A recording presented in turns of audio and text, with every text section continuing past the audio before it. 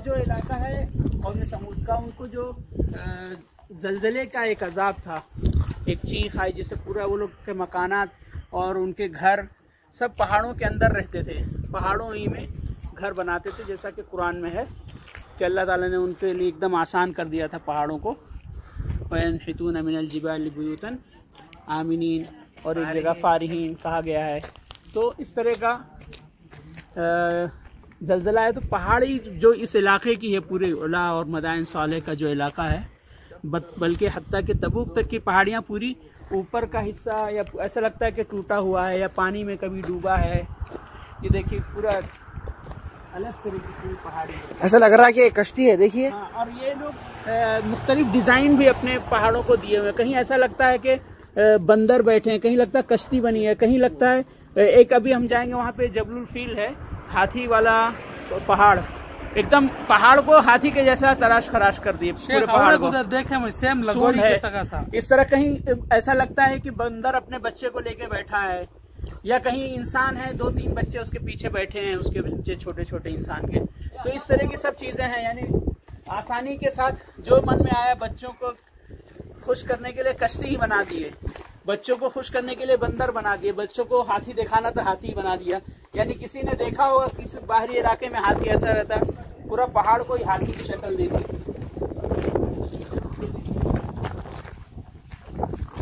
ये पूरा असहाबुल हिज्र का इलाका, पूरा असहाबुल हिज्र का इलाका है, जो घेर पूरा फीस मांग रहे हैं, पहले फ्री था कि ये पूरा कश्ती की शेप दिया है, यानी पानी का जो जहाज होता है उसका पूरा शेप दिया हुआ है इस पहाड़ को, यानी छोटा सा टीला कहें।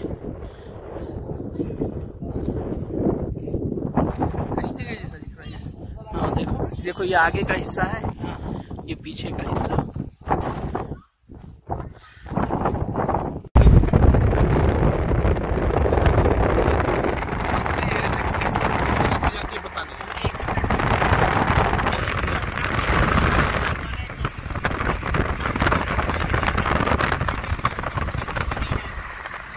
मांग रहा है और 2 घंटा दूर के 1 घंटे की मसाफत जाएं हम टिकट लेने, फिर 1 घंटे बाद आए उसके ज़रिए, तो ये हो नहीं सकता हमसे।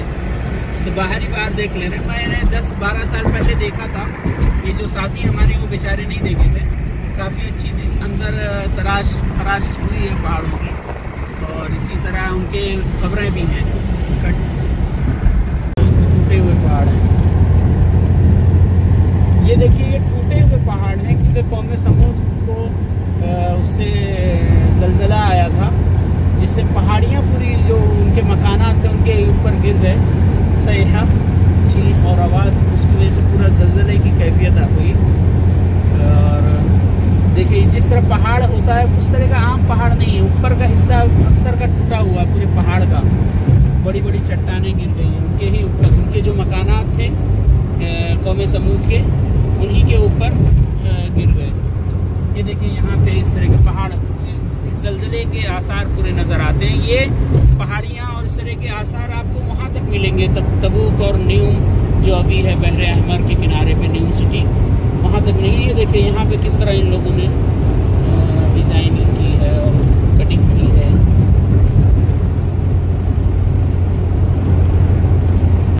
चलो ये देखो इस तरह बनाए हैं कौम समूद ने, पहाड़ नीचे है, पहाड़ी का हिस्सा, ऊपर देखिए कुछ बनाए हैं, कुछ डिज़ाइनिंग की है। वहाँ देखो कुछ घर या कुछ उतनी ऊंचाई पर जाकर उन लोगों ने कुछ बनाया है। इधर का देखिए ये पहाड़ी का, इसमें नक्शो निगारी की है इन लोगों ने मुख्तलिफ। लोग कोशिश करेंगे जहाँ पे उनके मकबरे हैं, कब्रें हैं कुछ, वहाँ उसका बॉर्डर या मदखल या इंट्रेंस जो है उसको बहुत खूबसूरत उन लोगों ने बनाया, गार है, वहाँ पे जाने की कोशिश करेंगे।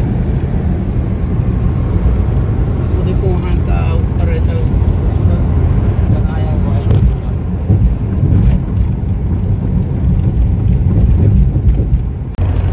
ये देखिए ये पहाड़ियाँ कितनी खूबसूरत कटिंग की हैं। और ओला में मदाइन सालेह कौम समूद का जो इलाका है, नबी करीम सल्लल्लाहु अलैहि वसल्लम जब ग़ज़वा तबूक के लिए गए थे तो इसी रास्ते से गए थे, 30,000 सहाबा को लेकर।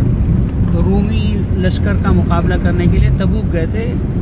जब आप सल्लल्लाहु अलैहि वसल्लम यहाँ से गुजरे थे इस इलाके से, तो आप सल्लल्लाहु अलैहि वसल्लम ने कहा था कि जल्दी से यहाँ से गुजरें और रोते हुए जल्दी से जाएं। देखिए यहाँ पे डिज़ाइन, इसको जूम करके देखो, ये वाली ये सामने डिज़ाइन है, और रोते हुए जाएं।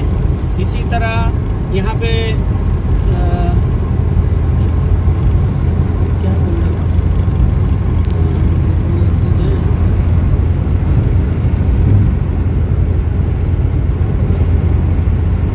काफ़ी वैसा इलाका है ना थकाने वाला, इसलिए भी।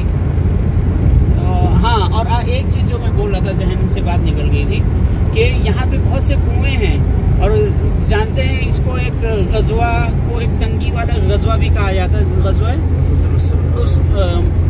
उसरा यानी तंगी का गज़वा, यानी खाने पीने के लिए लोगों को नहीं था, इस तरह की तकलीफ़ें थी। इसी गज़वे के इब्तिदा के लिए नबी करीम सल्लल्लाहु अलैहि वसल्लम ने जब माल तलब किया तो हज़रत उमर रज़ियल्लाहु अन्हु अपने घर का आधा सामान पूरा लेके आ गए। हज़रत अबू बकर आए तो वो पूरा ही सामान लेके आ गए। तो ये तंगी वाला गज़वा था, पानी की भी कमी थी। यहाँ बहुत से कुएं थे, तो नबी करीम सल्लल्लाहु अलैहि वसल्लम ने कहा जाता है कि सिर्फ एक कुएं से पानी पीने की इजाज़त दी थी। जिस कुएं से ऊँटनी पानी पी थी, वो अभी भी वो कुआं मौजूद है। वहाँ पे कहा जाता है कि ऊँटनी उसी कुएं से पानी पीती थी, और उसको ऊँटनी को, कौम समूद की ऊँटनी को उन लोगों ने, कौम समूद के लोगों ने जो कत्ल किया था सालेह अलैहिस्सलाम की ऊँटनी को, उसका कुआं अभी भी मौजूद है जहाँ पे ऊँटनी पीती थी। और नबी करीम सल्लल्लाहु अलैहि वसल्लम ने उसी कुएं से पानी पीने के लिए सिर्फ इजाज़त दी थी। और यहाँ पे कई मौजे हुए थे, यानी कोई कुआं था जिसमें पानी ही नहीं था, थोड़ा सा था, तो वहाँ पे मौजे के तौर पे पानी ही निकलने लगा। नबी करीम सल्लल्लाहु अलैहि वसल्लम थोड़े से ही पानी से पूरा लश्कर पानी पिया और चश्मा फूट पड़ा था। देखिए खूबसूरत इलाका। हम लोग अगर हो सकेगा तो उस कुएं की तरफ भी जाने की कोशिश करेंगे जहाँ से ऊँटनी पानी पीती थी।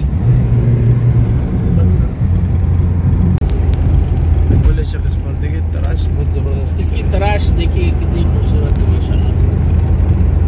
यूटर्न लेना है। यहाँ है।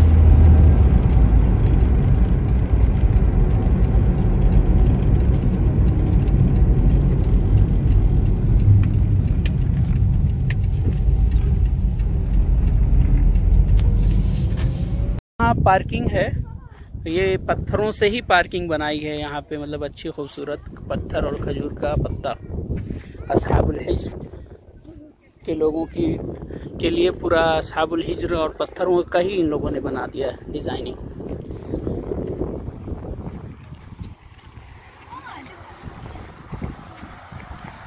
अभी हम यहाँ पे जबलुल फील के पास जा रहे हैं।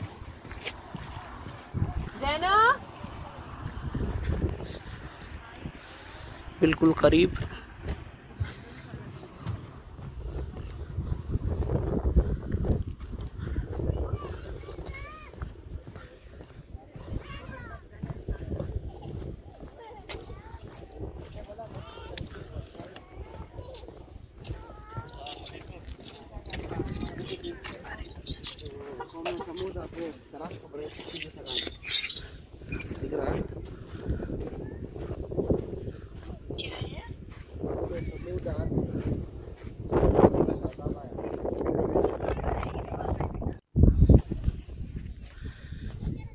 ये देखिए हाथी के डिजाइन का पहाड़ तराशा हुआ है, पूरा सूंड है सामने।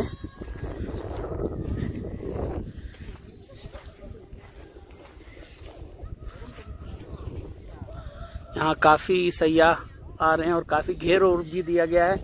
अक्सर जगहों पे पैसा मांगा जा रहा है, यहाँ पे अभी पैसा तो नहीं मांग रहे हैं, लेकिन घेर दिए जिस हिसाब से, सिर्फ फोटो लेने की इजाजत दिए हैं।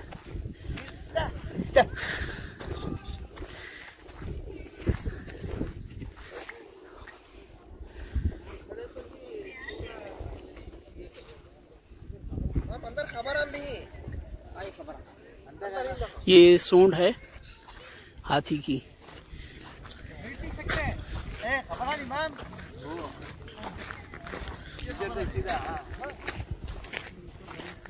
काफी अच्छा बैठने उठने का इंतजाम अभी यहाँ पे चालू है।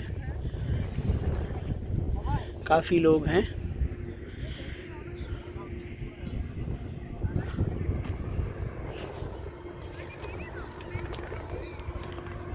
इस तरह ज़मीन में ही अंदर बैठने का सोफ़ा लगा दिया गया है। यहाँ पे एक कॉफ़ी की शॉप है।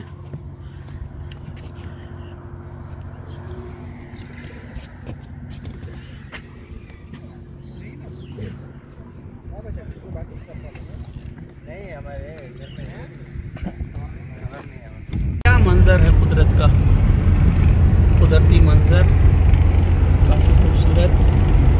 सुब्हानल्लाह व बिहम्दिही सुब्हानल्लाहिल अज़ीम।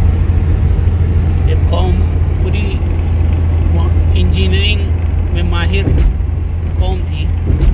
पहाड़ों में कैसे तराशते थे, कैसे घर बनाते थे, अल्लाह ताला ने चंद लम्हों में उनको मिटा दिया। उनके चंद आसार बचे हुए हैं।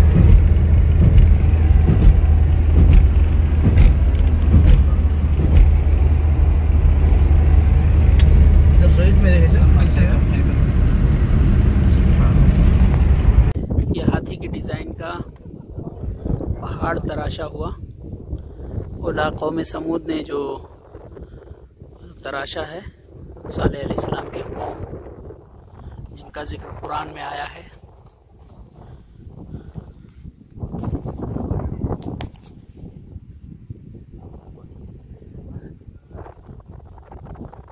अभी हम लोग की गाड़ी यहाँ सब पूरा साथ पहाड़ भी है, साथ में समझो सहरा और वो रेत और बालू पूरा भरा हुआ है। हम लोग की गाड़ी भी फंस चुकी है यहाँ रेत में। ये देखिए सीढ़ियाँ बनी हुई हैं, गार में जाने का रास्ता। काफ़ी पत्थरों ही की बहुत खूबसूरत सीढ़ियाँ बनी हुई हैं। और इसी के करीब में बिल्कुल थोड़ी से आगे दीवार या हौज बना हुआ है, उसकी कुछ निशानी बनी हुई है जहाँ पे ऊँटनियाँ पानी पीती थी। और सालेह अलैहिस्सलाम की ऊँटनी भी एक दिन पीती थी, दूसरे कौम के लोग दूसरे दिन दूसरे दिन, और सालेह अलैहिस्सलाम की ऊँटनी एक दिन। और इसीलिए वो लोग परेशान हो जाते थे कि उनकी ऊँटनियाँ, उनके जानवर, वो ऊँटनी काफ़ी बड़ी होती थी, बड़ी थी इस वजह से, और उसको दूसरी ऊँटनियाँ, आम ऊँटनियाँ देख के बिदक जाती थी, कोई उसके करीब नहीं आता था।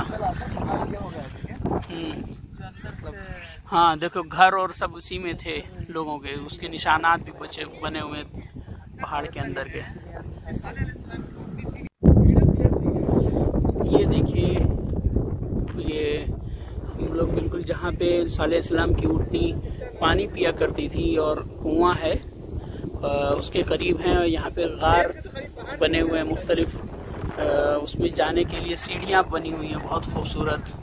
पहाड़ पे जो गार है मुख्तलिफ छोटे छोटे, और जब ज़लज़ला आया तो देखिए काफ़ी पत्थर गिरे हुए हैं। उनके जो मकानात थे, ये जो गार में जो उन्होंने अंदर अंदर बनाया, सब तबाह बर्बाद हो गए। और आगे भी मैं दिखाऊंगा, वहाँ पे उसके जो हौज था जहाँ पे ऊँटनी पानी पीती थी वो मौजूद है। अभी अगली वीडियो में उसको दिखाता हूँ। ये इधर पूरा बाग है, यानी जरखेज़ इलाका, इधर पहाड़ी थी कौम के लिए पूरी ये वादी है, बहुत जरखेज़, खजूर के दरख्त वगैरह सब लगे हुए। कुआं है, यहाँ एक कुआं है, उसका पानी आ रहा है। अब उसका